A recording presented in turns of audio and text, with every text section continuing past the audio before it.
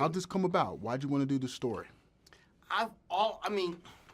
For me, Thurgood Marshall is one of the most underrated heroes in American history.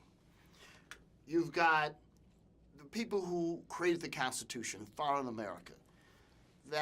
But that fundamental core idea, all men are created equal, never truly fulfilled until Thurgood Marshall made it happen.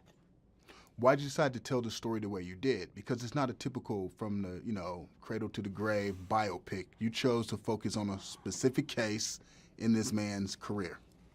I gotta be honest.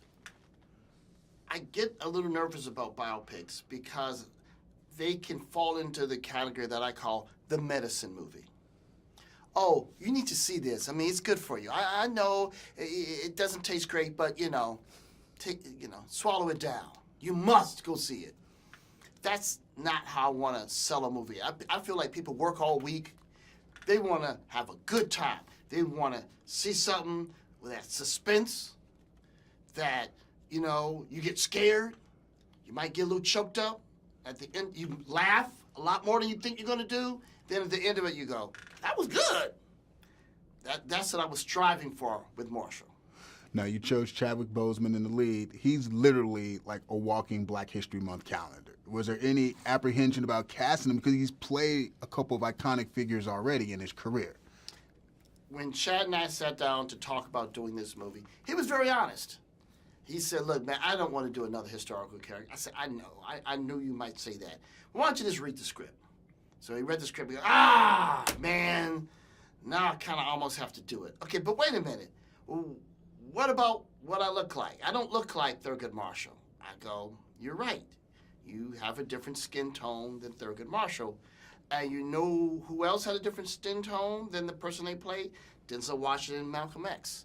And I don't remember anybody complaining about Denzel in that role.